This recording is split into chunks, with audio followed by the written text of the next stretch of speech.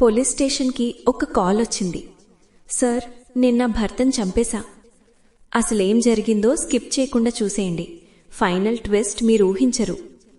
హైదరాబాద్లో స్నేహ అనే అమ్మాయి ఉండేది. అందరికీ చాలా సైలెంట్, ఇన్నోసెంట్గా కనిపించేది. ఆమె హస్బెండ్ రాహుల్ బయట పర్ఫెక్ట్ హస్బెండ్ లాగా ఉంటాడు. కానీ ఇంట్లో daily torture, insults, doubt, mental harassment. Sneha చాలాసార్లు ట్రై చేసింది అడ్జస్ట్ అవ్వాలి అని.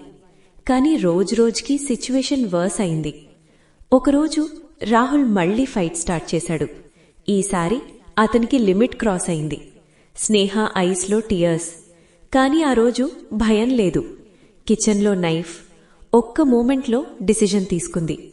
నెక్స్ట్ మార్నింగ్ పోలీస్కి కాల్ చేసింది. సార్, నిన్న భర్తను చంపేశా. పోలీస్ వచ్చి బాడీ చూస్తే రాహుల్ ఆల్రెడీ డెడ్.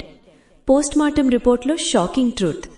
రాహుల్ నైట్లో హార్ట్అటాక్తో ఆల్రెడీ చనిపోయాడు. స్నేహ షాక్. నైఫ్తో స్టాబ్ చేసినప్పుడు అతను ఆల్రెడీ డెడ్ బాడీ.